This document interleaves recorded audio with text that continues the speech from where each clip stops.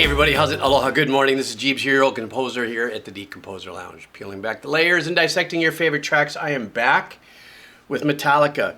First thing I gotta say is, thank you. I made such a dumbass mistake on the name calling Kurt Hammett, and I had the faces in my head, but I just didn't align the names, and I got it all. But 95% of you who kind of pseudo-smoked me in the comments were at least kind about it, or you made jokes about it. There were a couple that were pissed off, you know, the super hardcore fans. But that's okay. I made the mistake. I didn't catch it. I didn't want to re-download and re-edit and re-upload, blah, blah, blah, blah. So anyhow, because a lot of you also know that I love bass, and I was also celebrating in the last video the bass work of Mr. Cliff Burton. Everybody said I had to hear Orion, so here we go. This is going to be Orion from Metallica, 1986, and I believe that's the same year that Cliff passed away too. And I do want to let you know, I know there's a lot of people that say, how could you not know, how could you can be so out of it and not know Metallica's discography? The truth be told, of course I've heard of them, and of course I've heard of their hits, but I just wasn't, you know, remember now we can let Spotify play. And we can run a whole, you know, album without nonstop. Back in the day, if I didn't hear it, you know, on the radio or something, if I didn't have the album, I didn't know all the, you know, rest of the songs in there. And this is a super good case because I had no idea they even did any instrumental work. So this is going to be a first time listen for me. So this is it, Metallica, Orion. All right.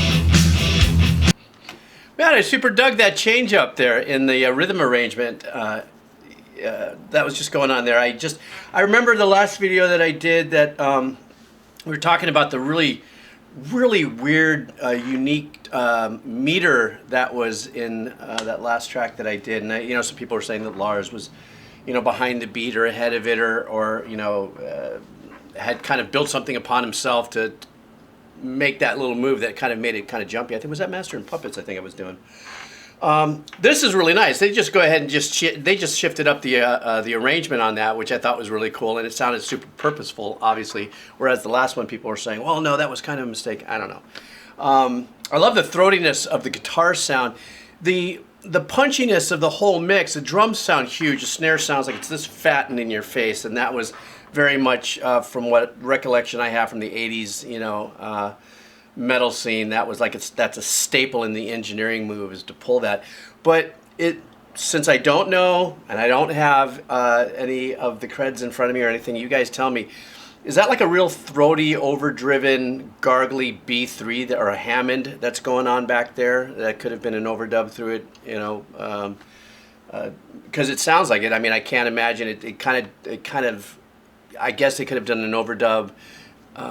With the guitars to hold that out, but it really just sounds like a real deep, throaty B3 going on in there. But I like the straightforwardness of it. I mean, I think that's one of the things that myself I enjoy about this is a lot of stuff on my channel is so complex and stuff like that sometimes you just pull back the reins and you just want to go 4 on the floor. And speaking about pulling back the reins, in that little shifting instrumental rhythmical arrangements where Lars and everybody are doing those kind of that odd little shift, it has kind of a galloping motion, and that's where I already am hearing the power of Cliff just that whole thing, even though they shifted it around.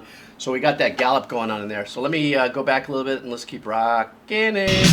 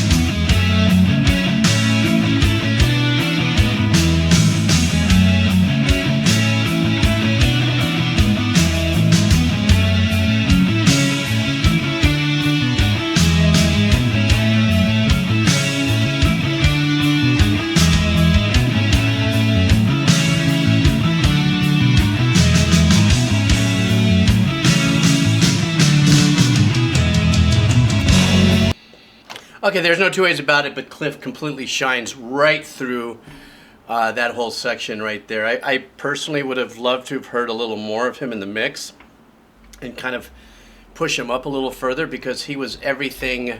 His arrangement was the core arrangement in that whole section. And even though, because I'm sure all of you, especially if you're fans of Cliff or the bass and stuff like that, realize how powerful that section was for the bass. He was just holding it down, keeping it together, because Lars is playing this lazy kind of drum pattern because the arrangement requires it, not because he's being lazy. It's just a very laid back kind of a thing. But what Cliff is doing, and he's also doing a lot of really fun little nuances of sliding down and stuff like that. That's where, at least in a section like this, you'd want to kind of jam up the bass a little more. It's just my personal feeling. Unique sound with the guitars. I don't know if maybe they used a harmonizer, for a pitch shift on certain parts of their lead. I don't know if I'd call it more of a lead instead of more of a melody that they were playing through there. Or if it was doubled, I don't know. You guys are the Legacy fans. Maybe you can tell me, if you know what that was all about. There was a section, or the section that we just kind of got through, where it kind of beefed up a little bit, got a little thick.